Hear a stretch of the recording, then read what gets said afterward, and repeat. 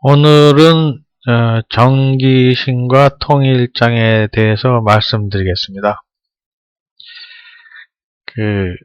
제가 전에는 음양오행 이론으로 오운육기약을 설명을 했습니다. 육기의 상화라든가 육식갑자, 오행의 크기 등 이런 것을 설명했었는데 앞으로도 계속 설명해 나갈 예정입니다. 그렇지만 이 정기신이란 이것도 상당히 중요합니다. 동양 사상에서 음양오행과 정기신은 서로 떼놓을 수 없는 쌍벽을 이루는 중요한 사상입니다. 정이나 기나 신에 대해서 들어보셨을지 모르겠는데 실제로 거의 접하실 기회는 거의 없을 겁니다. 그리고 간혹 사람들마다 자기 나름대로 해석해서 정이란 무엇이고 기란 뭐고 신인 뭐다 라고 설명하는 사람들은 있었는데 제가 볼 때는 여태까지 거의 제대로 된 설명을 보질 못했습니다. 저도 사실은 몰랐습니다. 잘.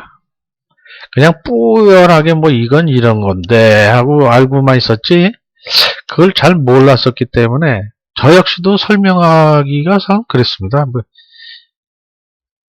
제가 이 정기신이라는 얘기를 들은 건 아주 오래됐었는데 그래도 그때는 뿌연히 어떤 것인가 보다. 그걸 또 이해하기도 참 힘들었고 했다가 우연한 기회에 이걸 갖다 알게 됐습니다.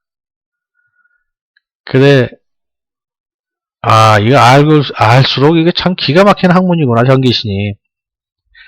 이거는 현재의 정신분석이라든가 심리치료, 유전, 혹은 진화 같은 것도 설명이 되는 아주 기가 막힌 이론입니다. 옛날부터 내려오던 건데 어떻게 우리 조상님들은 이렇게까지 이걸 알았을까? 말 그대로 오운육기약을 어떻게 그걸 해줬을까? 정말 대단한 조상님들입니다, 진짜. 이와 같은 이론들은 지금 첨단 물리학을 갖고도 얘기해도 절대 첨단 물리학에 뒤지지 않는 기가 막힌 학문입니다, 이게.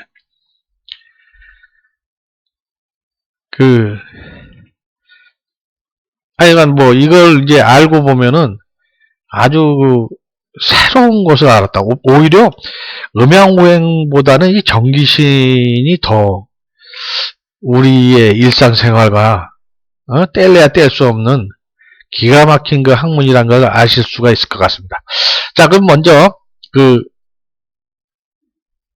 정기신에 대해서 말씀드리겠습니다.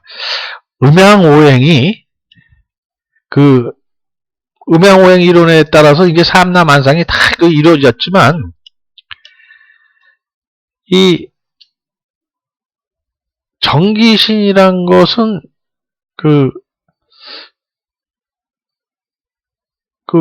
단순한 그러니까 음양오행으로는 이게 생명체를 갖다가 이게 설명하기가 참 힘듭니다. 그러니까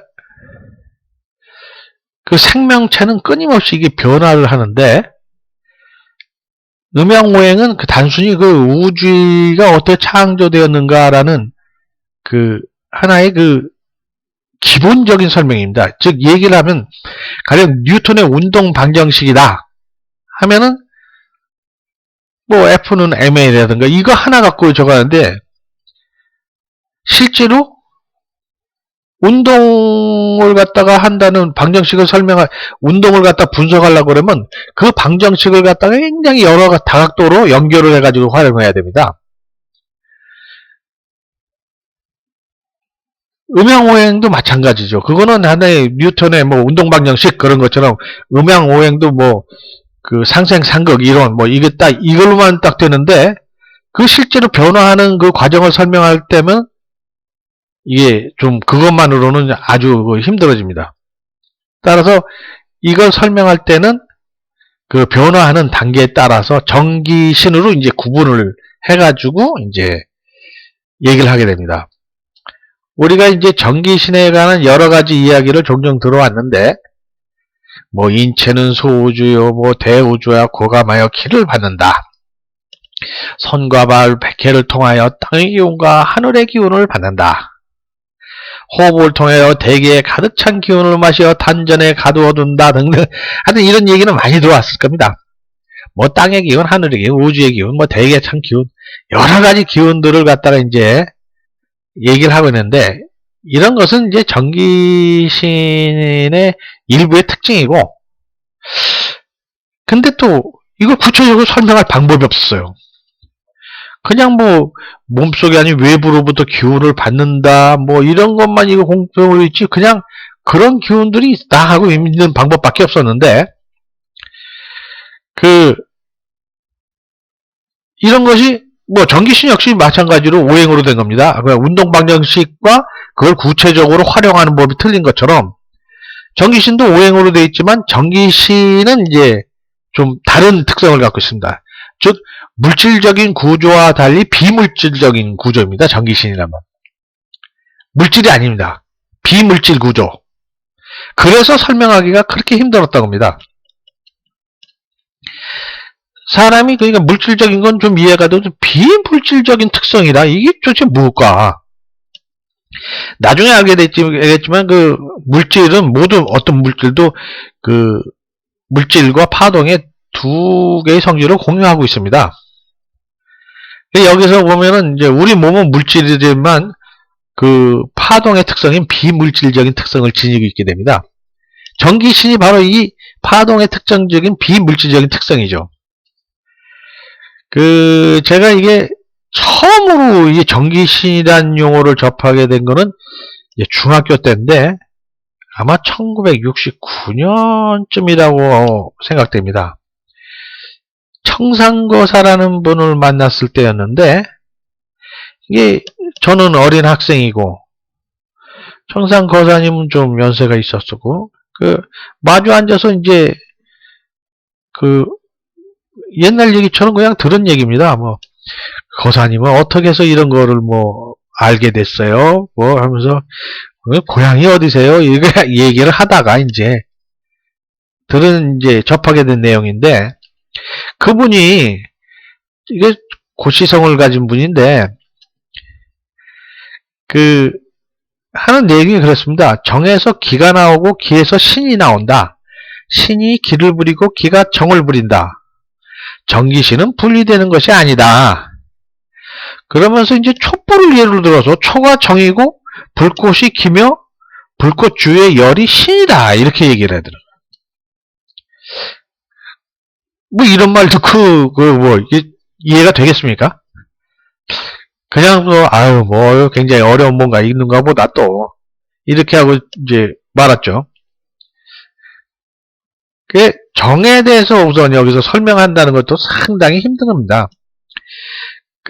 이해를 돕기 위해서 유사한 경우가 비유하는 방법으로 정이란 것을 초에 비유해서 설명했지만, 이렇게 자꾸만 어떤 비유를 하다 보면은 원래 것이 상징하는 게 원래 것을 나타내는 게 약해지고, 자꾸만 상징이 상징을 낳고 비유가 비유를 낳다 보면 나중에 이게 신비화합니다. 이해를 돕기보다는 오히려 나중에 혼란을 일으키게 되죠.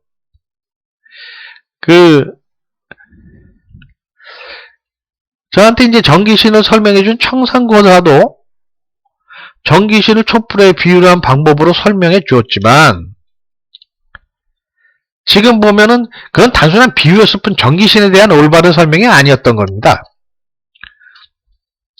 청산거사도 이제 직접 그분은 길을 운영하는 사람으로서 전기신의 개념을 잘 알고 있는 분이기 때문에 어떻게 설명할 방법이 없어서 촛불에 비유해서 했을지는 몰라도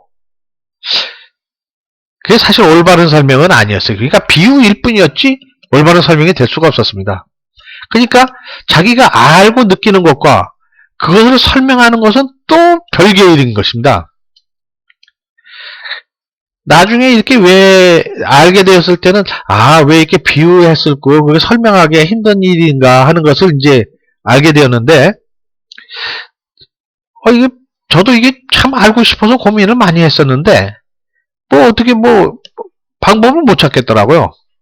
그러다가 그 셀렌데크 대학의 제임스 빌러라고 하는 물리학 교수가 있는데 그 사람이 이제 미래를 내다보는 사람들의 모임이라고 해가지고 거기에서 발표한 물질과 의식의 통일장이라는 제목의 글을 접했습니다.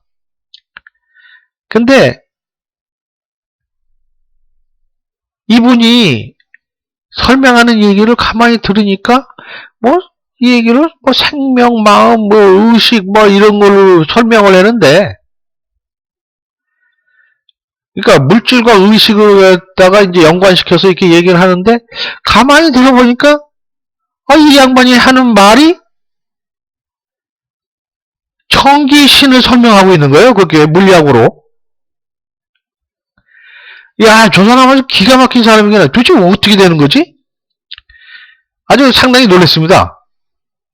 그리고 이제 빌러 박사는 이제 그러면 사람이 사망하는데 인간은 어떻게 살아남는지, 즉 사후세계에 대해서 이제 말했는데 그것도 역시 동양의 영혼백에 대한 설명이 되는 겁니다. 이게. 그러니까 사실은 이제 정기신, 영혼백 이렇게 연결이 되는 건데 정과 그 혼, 백, 정과 백, 기와 혼, 신과 영 이게 서로 1대1 매칭을 이루는 겁니다. 즉 살아있을 때는 정기신이요 죽은 다음에는 영혼백이 되는 겁니다. 이게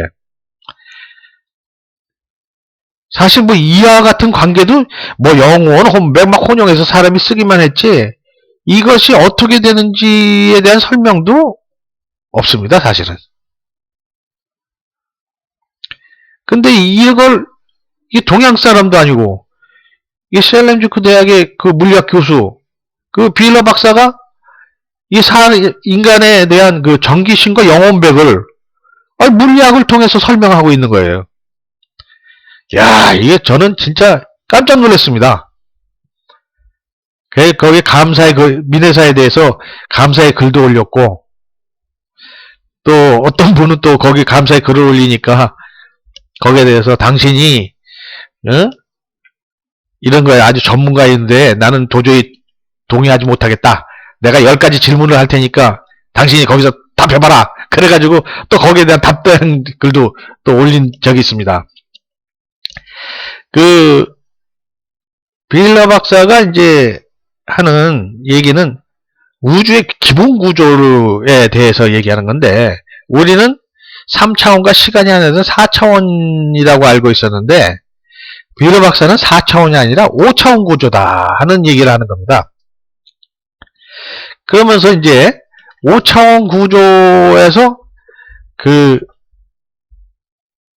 이론, 현재 물리학에서 말하는 이론으로서는 이제 끈이론, 그 다음에 슈퍼스트링, 촉근 이론, 초대칭, 예? 초대칭 나오는 촉근 이론. 지금은 요새 M이론, 막이론 이런 걸로 발전을 했죠. 이 이론이. 그리고 이제 그거 말고 이제 아인슈타인이 같이 있는 이제 통일장 이론. 이 두 가지가 있다.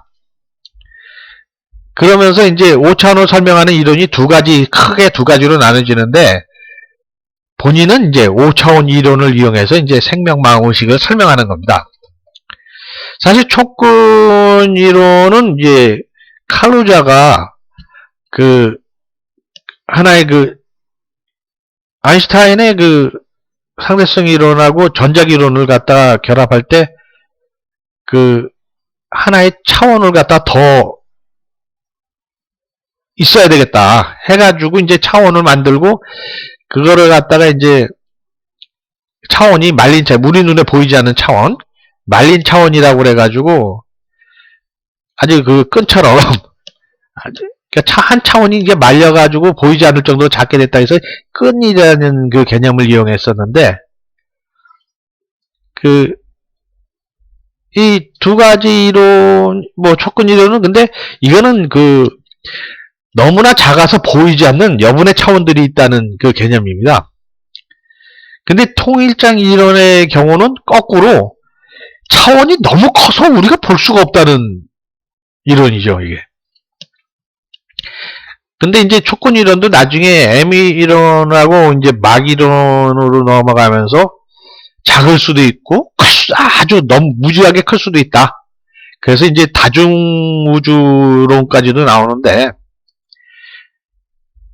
어차피 이제 우리는 5차원이란 거는 우리가 감지하기 굉장히 어려운 겁니다.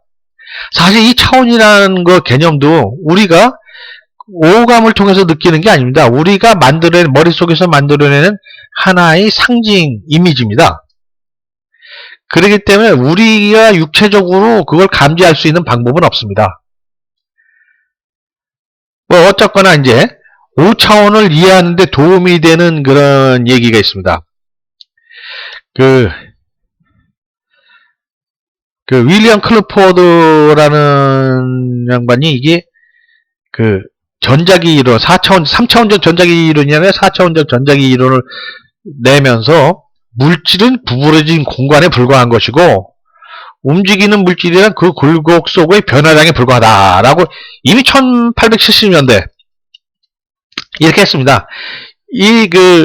그 이후에도 이때가 그냥 물리학이 현대 물리학이 막 굉장히 발전하던 이런 시기입니다. 아인슈타인도 1905년에 이제 시간과 공간의 연구를 했죠. 일명 특수상대성 이론, 일반상대성 이론이라고 하는 것을 했는데, 결국 이런 건 시간과 공간에 대한 연구입니다, 사실은. 특수상대성 이론은 그러니까 등속도로 운동을 하는 물질, 그러니까 등속도 운동을 하는 물질에 대한 전자기적 역할의 고찰에 대하여 그게 원래 특수상대성 이론의 원래 명칭입니다. 그러니까 등속 운동을 하는 물질의 전자기적 관찰에 대한 거니까. 그래서 이 세상엔 등속 운동을 하는 게 별로 없습니다. 가속 감속하는 운동이기 때문에 요거는 아주 특수한 상황을 논한 얘기다 그래서 특수상대성 이론. 그리고 이제 감속, 가속 여기에 대해서 하는 거는 이제 일반상대성 이론이죠. 중력과 가속도는 구분을 할 수가 없다라는 이제 했는데 특수상대성 이론에서 보면 길이가 축소되고 시간 지연이 됩니다. 이거는 이제 그러니까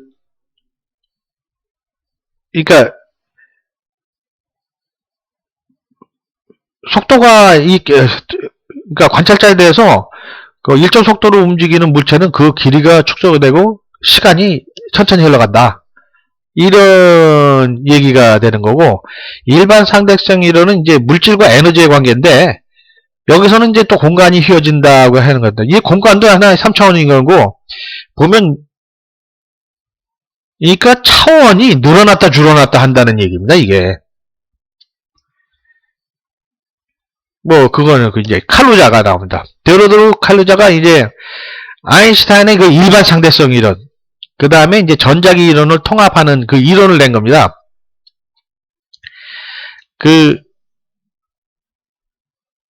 지금 현대 물리학이 강력, 양력, 전자기력은 하나의 이론으로서 설명이 가능한데, 중력은 이게 같이 그걸로 설명이 잘 안 돼요. 사실 그래서 나온 게 이제 끈 이론이고 여러 가지 이론이 나오기 시작하고 그런 거거든요. 근데 이제 3차원과 각점은 제5 방향으로 확장된다. 어떤 통합을 했으니까 자기가 어떤 가정을 설정하는 겁니다.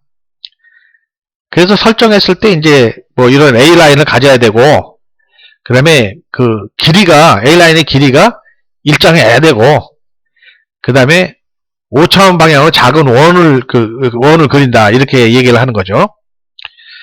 그러니까, 원통이 되는 거죠. 원통을 그리는데 그게 축소돼가지고 끈처럼 된다는 겁니다. 그 다음에 오스카 클라인이라는 게 있습니다. 이 칼루자의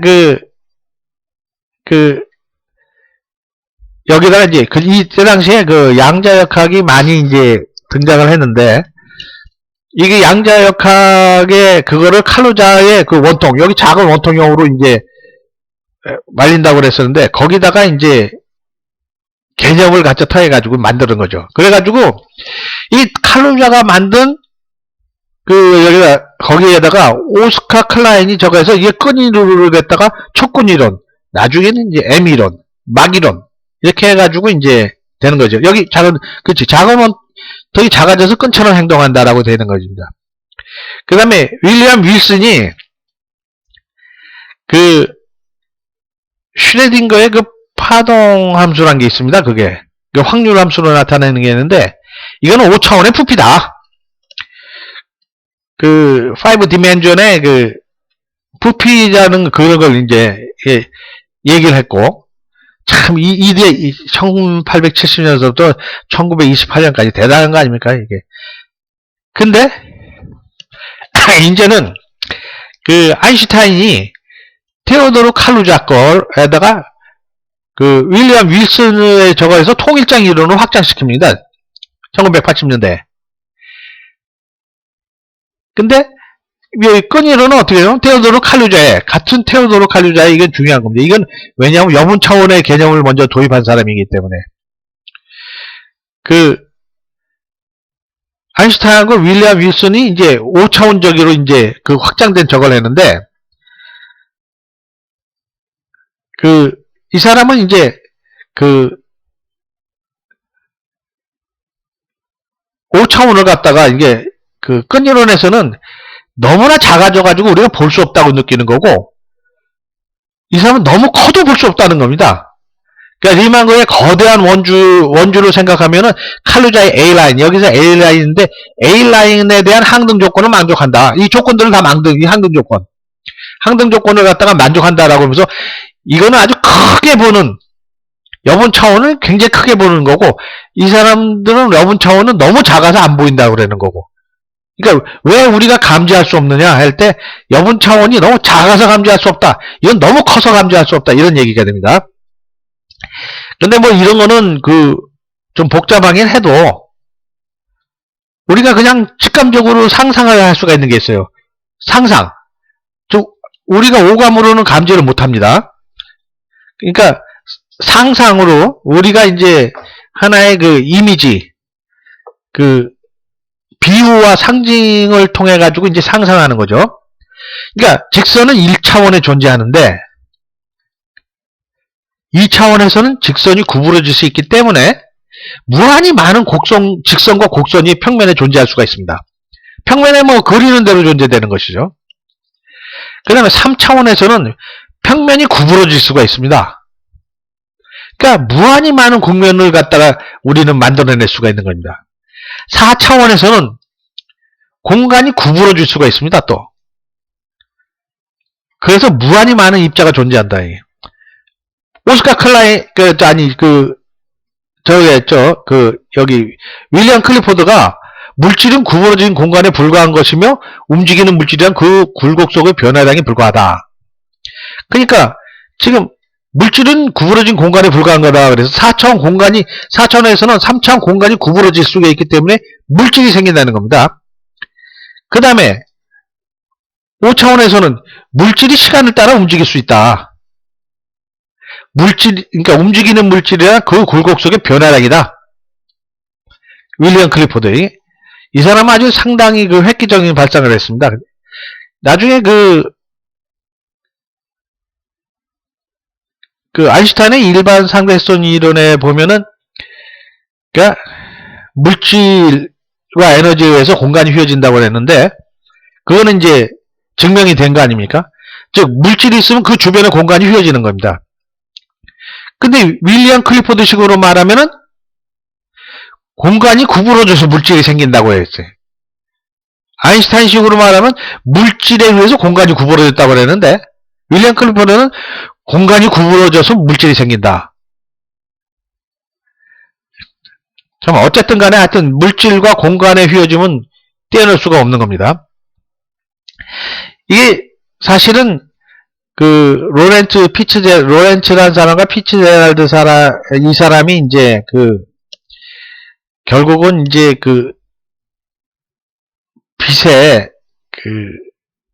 광속 불변, 그러니까 광속은 관측자의 운동 상태와 상관없이 항상 일정하다는 게 광속 불변의 원칙인데, 이게 이 로렌츠 방정식이 있습니다. 이게 물체가 3차원에서 고속으로 움직이면 여기에서 나타나는 로렌츠 피츠제랄드 압축이라는데, 수축이라고도 하는데, 그러니까 물질에 여기 나오죠. 그러니까 길이 축소. 물질의 길이가 축소된다는 것은 부피가 줄어든다는 소리입니다. 근데 부피가 줄어들었는데 윌리엄 윌슨은 5차원의 부피라고 그랬거든요. 파동함수가. 그러니까 물질이 줄어들면 5차원적 부피는 변하지가 않기 때문에 나머지 줄어든 거면 커진 데가 있을 거 아닙니까? 즉 입자의 밀도 중심이 수직 A라인 통하여 5차원 위쪽으로 가게 된다 이겁니다. 이게 통일장 이론에서 나오는 거죠. 즉 수직 A라인은 수평 A라인 통해 통일장에 입자의 메시지를 전달하게 되고 결국 수많은 A라인의 혼동 상태가 리듬에 맞춰 공명 상태를 이루게 된다. 이런 거죠. 물에다가 돌멩이 하나 던졌을 때, 두 개 던졌을 때, 두 개 던지면 서로 두 개 합해서 어떤 상태를 가죠? 100개, 1000개를 던져도 결국은 어떠한 하나의 리듬으로 물결이 흘러가게 되죠. 그게 마치 이제 리듬에 맞춰 공명 상태를 이룬다 하는 겁니다. 이 얘기는 굉장히 중요한 건데, 입자, 그러니까 솔입자, 작은 입자가 오면 로렌츠 피츠제랄드 압축이 일어나고 압축 결과 수직 A라인 통해서 5차원 쪽으로 밀도 중심이 옮겨가고, 그러면 그것이 5차원의 A라인 통해서 어떤 파장을 일으키게 되고, 그 수많은 A라인들이 나중에는 공명 상태를 맞춰서 공명 상태가 돼가지고 리듬을 맞춰서 움직인다는 소리죠. 자, 이건 모든 화학 반응 속에서 다 나타나는 겁니다. 즉, 한국의 한 실험실에서 일어나는 화학 반응이 미국이나 중국 또는 다른 나라에서 한다고 화학 반응이 다르게 일어나는 건 아닙니다. 그거 맞죠? 어느 장소에서 마찬가지입니다. 동일한 화학 반응은 지구상 어느 곳에 해도 동일하게 일어납니다. 동일한 화학 반응은 온도, 압력 등 조건만 같다면 우주 어느 곳에서도 동일하게 일어난다는 뜻입니다. 즉, 동일한 어떤 조건만 합쳐서는 동일한 파동을 일으킨다는 겁니다. 우주에서 같은 공명현상을 일으키는 게 공명. 생각해 보십시오. 런던에서 밥을 먹으면 소화가 잘 되고 북경에서 먹으면 소화가 안 되는가? 밥을 먹을 때 일어나는 화학 반응은 런던이나 북경에서 동일하게 일어난다. 밥을 먹으면은 런던에서도 북경에서 소화 잘 된다. 동일한 화학 반응 맞춰서 5차원에서 리듬을 맞추게 된다는 겁니다. 이 복잡한 화학 반응이. 즉 5차원에서 수평 A라인의 전 우주가 비국소적으로 연결되어 있기 때문에 장소에 구별하지 않고 동일한 화학 반응이 일어나는 것이다. 지금 이게 물리학적으로 좀 설명하니까 좀 그런데 갑자기 왜 이렇게 물리학을 설명하느냐? 여태까지는 이런 것이 몰랐기 때문에 우리 조상들은 말을 갖다가 참 이상하게 한 겁니다. 이제 보십시오. 또다시 있습니다. 우리가 밥을 먹고 소화시킬 때 소화와 관련된 화학 반응이 일어나는 시간이 있고 일어나지 않는 시간이 따로 정해져 있는 건 아닙니다. 어제 먹은 밥도 소화가 되었고 수십 년 전에 먹었던 밥도 소화가 되었다. 오늘 아침에 먹었던 밥도 소화가 되었고 내일 먹을 밥도 수십 년 뒤에 먹을 밥도 소화가 될 것이다. 즉 5차원에서는 수평 A라인을 통해 전 우주가 시간을 초월하여 연결되어 있기 때문에 시간에 구애받지 않고 동일한 화학 반응이 일어나는 겁니다. 즉 장소적으로 비국소적으로 또 비시간적. 그래서 동일한 화학 반응은 우주 어느 곳에서 일어나더라도 또 언제 일어나더라도 5차원의 동일한 메시지를 전달하여 공명 상태를 이룬 동시에 5차원을 통하여 서로 연결되어 있는 거다. 그래서 우리가 어떤 생각을 한다는 것도 하나의 전자의 이동인데 5차원의 수평 라인을 통하여 전 우주의 시간과 공간을 차여 우리의 메시지를 전달하는 것을 의미한다 하는 겁니다. 즉 우리가 어떤 생각을 한다는 것은 우리의 생각을 갖다가 전파한다는 의미하고 똑같습니다. 즉 어떤 라디오 방송에서 라디오 방송을 했다 그러면 전 우주에 그걸 전달되는 것처럼 똑같은 얘기입니다.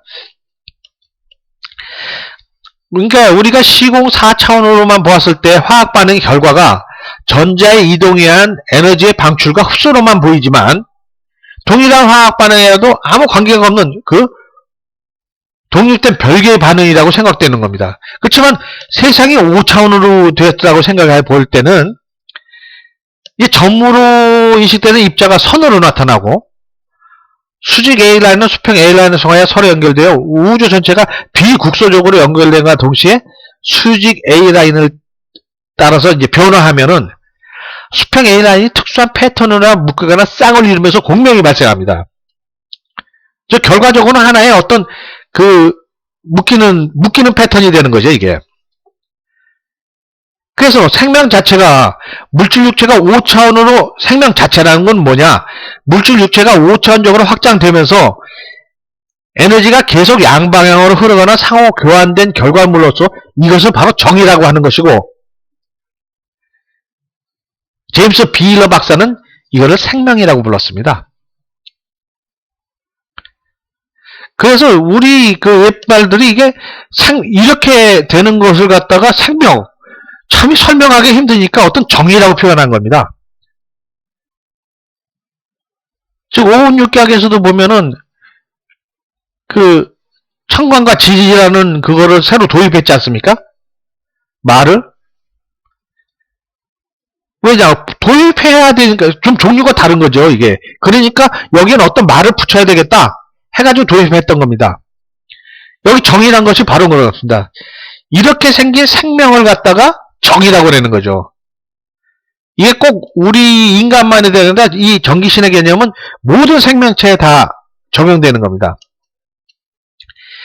자, 그래서 생물이 그 자극과 반응에 관여하는 정, 생명은 입력과 출력에 관여하는 컴퓨터의 OS하고 아주 비슷합니다. 컴퓨터의 생명을 불어넣는 것은 OS이고 동식물의 생명을 불어넣는 것은 정입니다. 비일러 박사가 생명이라고 언급한 것이 바로 정인 것입니다. 즉 정은 5차원적으로 조화되어 공명하는 일종의 파동으로서 육체에 생명을 주는 비물질 에너지인 것입니다. 그 비일러 박사가 발표한 물질과 의식의 통일장이라는 것은 미네사에서 발표했으니까 미네사라는 곳을 갖다가 들어가서 보시면은 그 물질과 의식의 통일장이라는 그런 문헌을 또 볼 수가 있을 겁니다. 그 다음에 또 그 한 가지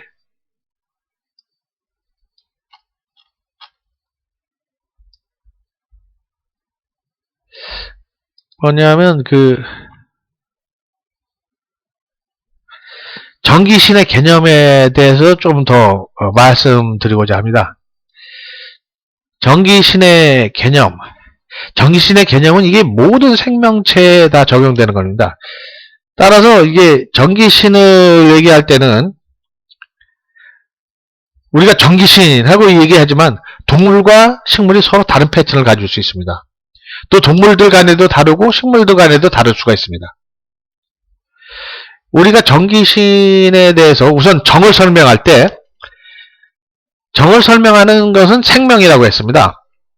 근데 이 생명은 아주 독특한 개념이 있는데 생명체는 외부의 자극에 대해서 반응을 합니다. 생명체가 아닌 것은 외부의 자극이 와도 반응을 안 합니다.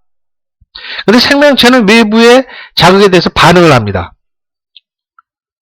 그러니까 식물은 가을에 단풍이 들고 겨울에 나뭇잎을 떨군다. 온도가 떨어지면 나뭇잎을 떨군다고 하는데 아니 신경도 없는 식물이 어떻게 온도를 감지하는가. 벌레가 공격하면 벌레를 내쫓는 이게 물질을 분비한다고 하는데 뭐 피톤치드라고 해야죠.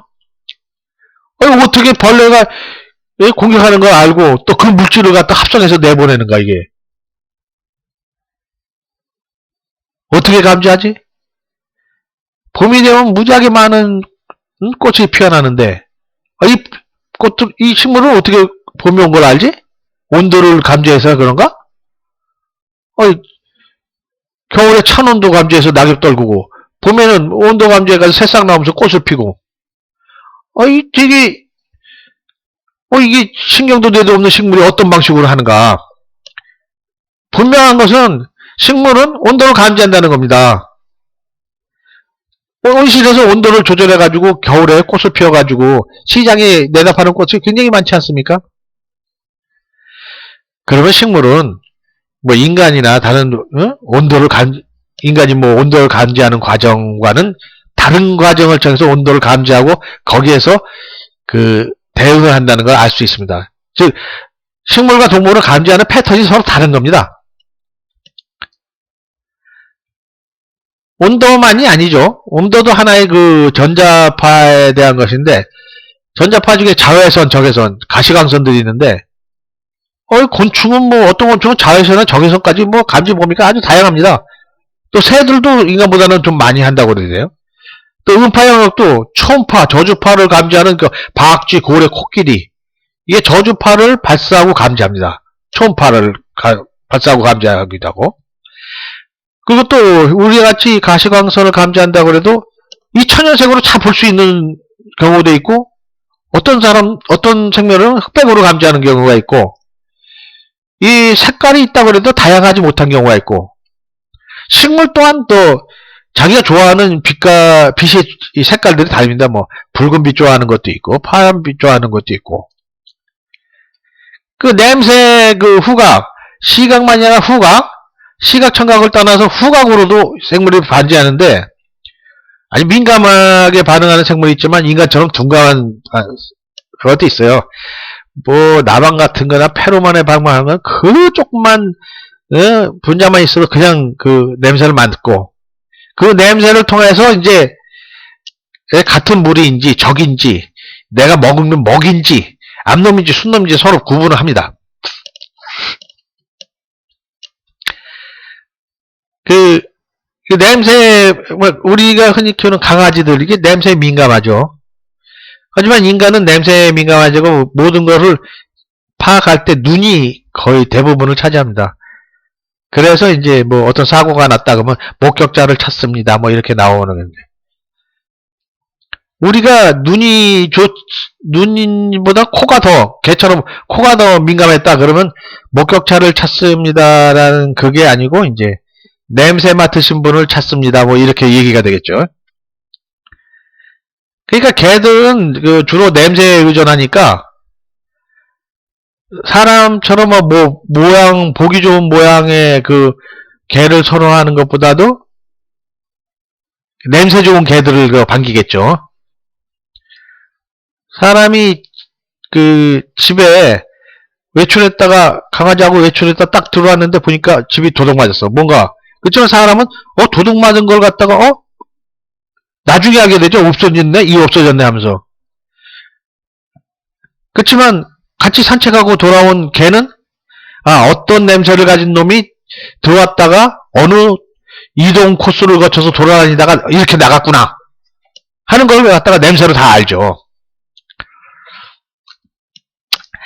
또 오감의 중에서 이제 또 물체의 자극은 이 피부를 통해서 이러는데, 이 촉각은 우리 모든 감각기관의 제일 먼저 근본이 되는 기관입니다. 우리의 후각, 청각, 시각, 미각 이런 것은 전부 다 촉각이 발전해서 이루어진 건데, 이 피부를 통해서 우리가 뭐 물체가 미끄러운지 평평한지 거친지 부드러운지 차가운지 뜨거운지 막 모든 것을 다 합니다. 그 입에서 느끼는 그 맛뿐만이 아니라 우리가 음식을 먹을 땐 식감도 굉장히 중요합니다. 이게 뭐 질긴 식감, 아삭아삭한 식감, 말랑말랑한 식감, 겉이 딱딱한 식감, 여러 가지 맛만이 아니라 우리가 식감이 음식물을 먹는데 아주 중요한 역할을 합니다. 그것도 촉각에 속하는 거죠. 그러니까 이렇지 그 자극에 대한 반응이 식물과 동물도 다르고 그런데 다 다릅니다. 근데 결국은 식물이든 동물이든 화학 반응을 통해서 이루어지게 됩니다. 화학 반응은 전자가 이동을 하고 전자 이동에 따라 핵이 또 이동하고 그에 따라서 분자가 형성되고 또 전자 이동한 화학 반응이 또 연속적으로 이루어져 가지고 자극에 대한 반응으로 나타나게 됩니다. 이게 연속적인 반응이죠. 연속적인 화학 반응. 그러니까 자외선, 가시광선, 적외선, 저주파, 고주파, 냄새들 이게 반응할 때 그 감지 부분이 화학적으로 빛과 소리, 냄새를 감지할 수 있는 독특한 구조가 돼야 됩니다. 그렇게 구조가 안 되면은 그런 화학 반응이 나타나지도 않고 그 구조가 화학 반응과 같이 결합돼 가지고 빛, 소리, 냄새 등 여러 가지 자극에 대한 반응이 나타나는 거죠. 그러니까 빛이나 소리, 냄새를 감지하고 반응할 때 일어나는 연속적인 화학 반응은 빛을 감지할 때, 소리를 감지할 때, 냄새를 감지할 때 각각 다 다릅니다. 우리가 음식물을 소화하고 배출하고 호흡하고 운동하고 먹었던 것도 나쁜 거를 해독하고 혈액순환을 하고 예? 이런 물질 대사, 에너지 대사가 일어나는 과정 중에 일어나는 이거 연속적인 화학 반응은 그 종류도 다 다르고 순서도 아주 크게 다릅니다. 그럼 이러한 것이 어느 하나가 연속적으로 일련돼서 일어나는 게 아니라 동시다발적으로 많은 종류가 막 다양한 순서로 일어나게 되는 거죠. 결국은 이제 세포 내에서 일어나는 화학 반응의 종류와 순서가 그 생명체의 특징을 결정한다고 봐야 됩니다. 즉 모든 생명체는 종마다 저마다의 독특한 화학 반응 구조에 따른 그 화학 반응과 화학 반응의 종류와 순서를 가지고 있는 겁니다. 종마다 가지고 있는 독특한 화학 반응의 종류의 순서는 물속에 사는 놈하고 공기 중에 사는 놈하고 다르고 포유, 조류, 파충류 다 다를 거 아닙니까? 동식물이 다를 거고 동물은 광합성 못하죠? 식물이 하는 광합성. 그러니까 같은 햇빛을 받더라도 우리는 그런 광합성을 못합니다. 그렇지만 식물은 하죠. 화학 반응이 순차적으로 일어나면서 식물은 또 동물처럼 움직이질 못합니다. 그러니까 동물에서처럼 근육을 움직이기 위한 화학 반응 순서가 다르게 일어납니다. 그러니까 모든 생물은 이제 저마다의 독특한 구조를 가지고 그 구조를 작동시키기 위한 독특한 화학 반응의 종류와 순서를 가지고 있는 겁니다. 그러니까 정의란 모든 생명체가 저마다 가지고 있는 독특한 화학 반응이 순차적으로 일어날 때 이러한 화학 반응에 따라 5차원에서 공명하는 비물질적 공명 패턴을 말합니다. 공명 패턴. 이거는 파동의 패턴입니다. 분명히. 그러니까 정이 제대로 작동하지 않으면 그러니까 연속적인 화학 반응이 제대로 작동하지 않으면 어떻게 될까? 정이 제대로 작동하지 않으면 죽었다고 사망했다고 하는 겁니다. 그래서 정을 생명이라고 부르는 사람 즉 제임스 빌리 박사는 생명이라고 부르고 있습니다. 반딧불이는 불을 밝히기 위한 자신만의 독특한 화학 반응의 종류와 순서를 가지고 있고 독을 사용하는 생물은 자신만의 독을 만들기 위한 독특한 화학 반응의 종류와 순서를 가지고 있는 것입니다. 그러니까 반딧불이의 독특한 화학 반응에 의한 5차원적 공명 패턴을 반딧불이의 정이라고 하는 거죠. 그러니까 독뱀이 가지고 있는 자신만의 독특한 화학 반응에 의한 5차원 공명 패턴을 독뱀의 정이라고 하는 겁니다. 자, 그러니까 닭에는 닭의 정이 있고 소에는 소의 정이 있습니다. 뱀에는 뱀의 정이 있고 개에게는 개의 정이 있습니다. 동양인에는 동양인의 정의, 서양인에는 서양인의 정이 있고 곤충에게는 곤충의 정의, 새에게는 새의 정의, 남자에게는 남자의 정이 있고 여자에게는 여자의 정이 있습니다. 어린이에게는 어린이의 정이 있고 노인에게는 노인의 정이 있고 식물에는 식물의 정이 있고 동물에는 동물의 정이 있고 모든 생명은 자신만의 독특한 정을 가지고 있고 모든 인간도 자신만의 독특한 정을 가지고 있는 겁니다. 모든 생물은 저마다의 독특한 물질적 구조를 갖고 그 물질적 구조를 작동시키기 위한 독특한 화학 반응에 따라 5차원에서 공명하는 즉 비물질적 공명 패턴의 에너지인 정을 가지고 있는 겁니다. 박테리아와 같은 단세포 생물도 고도로 정밀하고 복잡하게 분화된 정을 가지고 있습니다.